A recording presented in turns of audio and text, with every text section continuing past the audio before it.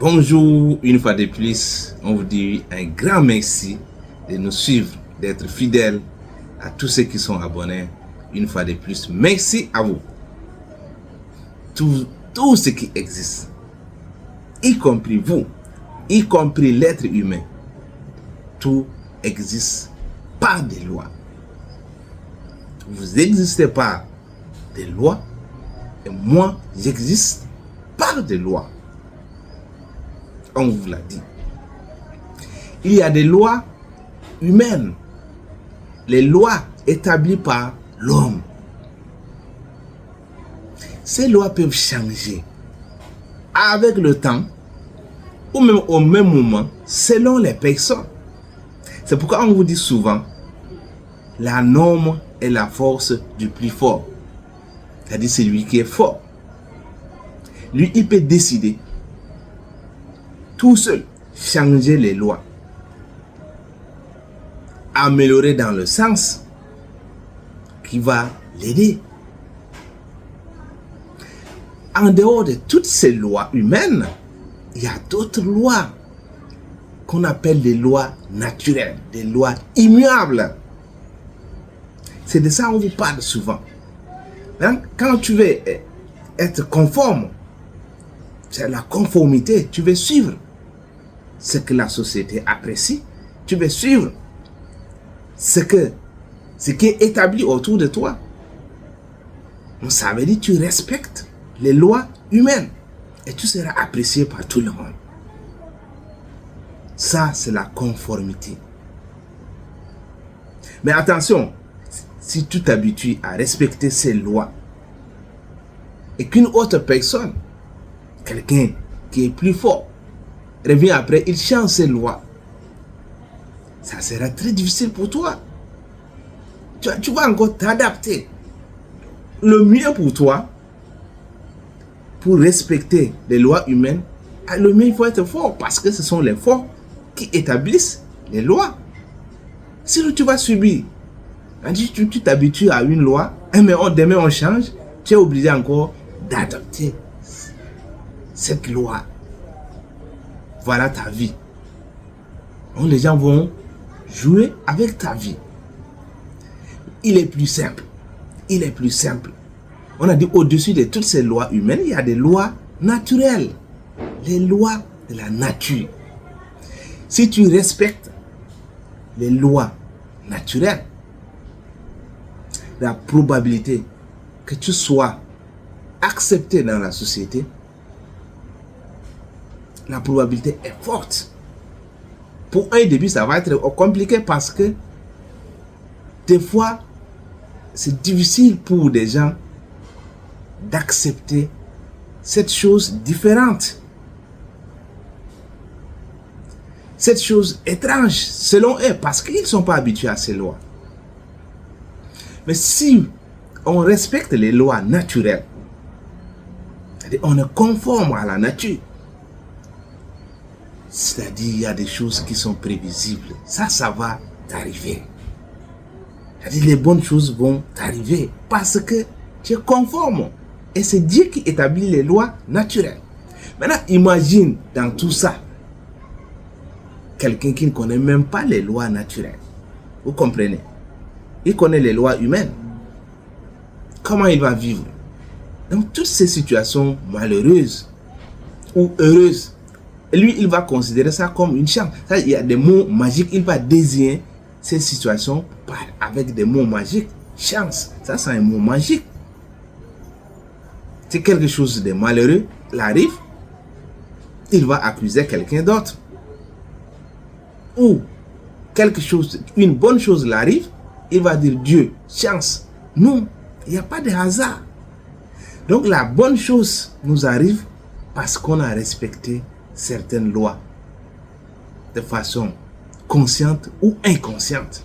C'est parce qu'on a respecté certaines lois naturelles. Donc, de même les mauvaises choses qui nous arrivent, c'est parce qu'on a désobéi à certaines lois naturelles. Parfois, quand on veut respecter les lois établies par l'homme, on va désobéir à la loi naturelle. Et la mauvaise chose va nous arriver. on vous parle des lois. Il y a des lois naturelles. Il faut lire. Il n'y a pas mille manières de découvrir la vérité. C'est la lecture. On vous dit, on va vous répéter. On vous répète encore et encore. Il faut lire. Quand on mange, vous voyez, l'estomac se remplit très vite avec la nourriture. Au bout de quelques heures encore, on a faim. Il faut encore apporter. Mais dans la tête, quand on nourrit l'esprit avec la lecture, on n'est jamais rassasié. Et on découvre les choses. Et on se rapproche des lois naturelles.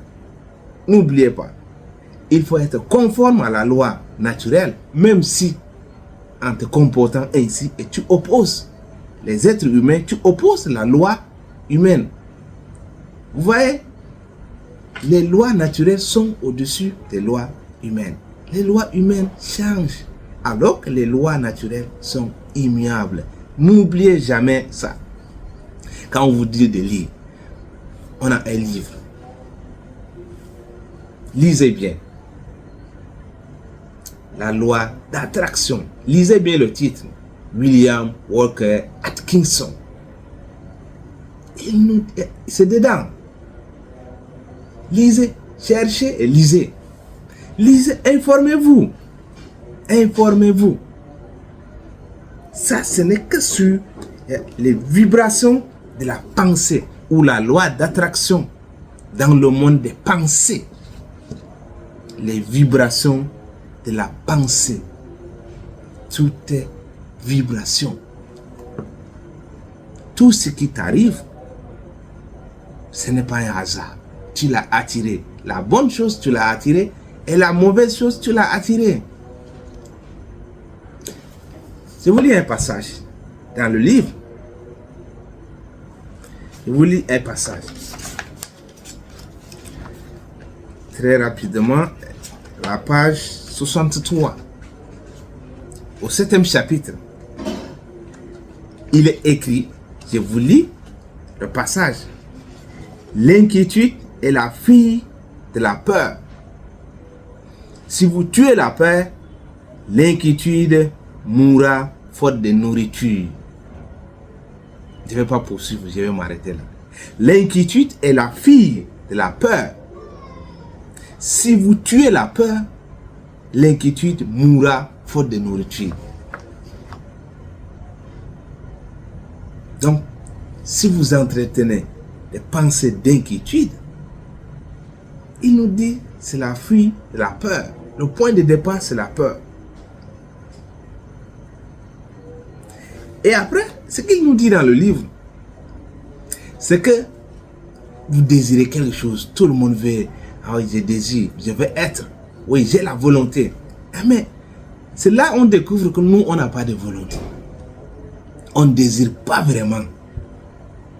C'est quand tu lis que tu vas comprendre.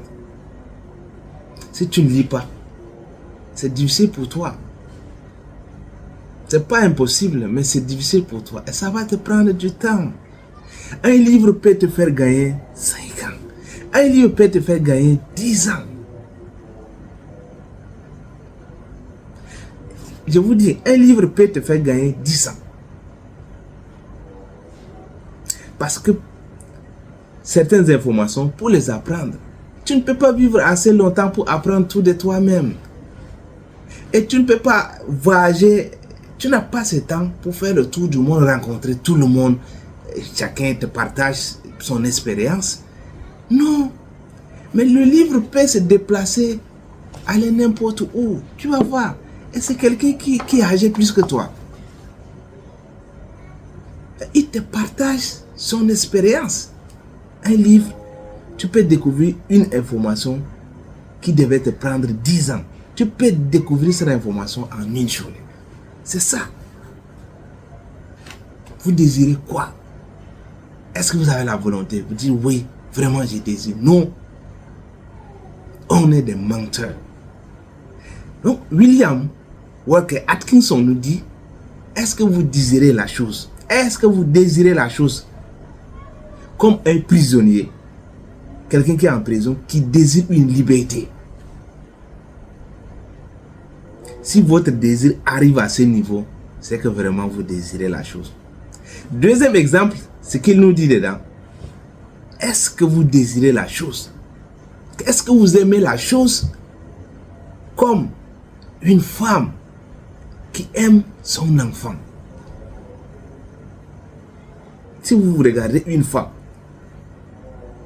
la volonté d'une femme pour empêcher qu'il ne veut pas perdre son enfant, pour sauver son enfant, ça c'est ce qu'on appelle désir, c'est ce qu'on appelle volonté, c'est ce qu'on appelle amour. Donc il nous enseigne le jour que ton désir, ton amour, ta volonté va arriver au niveau de la volonté d'un prisonnier qui désire être libre. Le jour que ta volonté ou ton désir va arriver au niveau d'une femme qui ne veut pas perdre son enfant, à partir de là, c'est ce qu'on appelle volonté. C'est que votre volonté, c'est le jour-là que vous avez une volonté. C'est le jour-là que vous désirez vraiment. À partir de là, vous n'aurez peur de rien. Vous voyez cette dame, elle n'aura peur de rien. Elle sera prête à affronter tout pour sauver son enfant. Le volet sera prêt à tout donner pour sa liberté. Ça c'est deux exemples parmi tant d'autres. On est des menteurs, on ne désire pas vraiment. Ça, c'est William Walker Atkinson. Les vibrations de la pensée. Tout est vibration. La loi d'attraction dans le monde de la pensée. Travaillez avec les lois naturelles. Vous serez conforme à la nature et tout sera une réussite pour vous. Même si des hommes vont vous détester, généralement c'est le cas. Donc il faut être conforme aux lois naturelles. Et ainsi, le succès, le mot succès sera ton vocabulaire.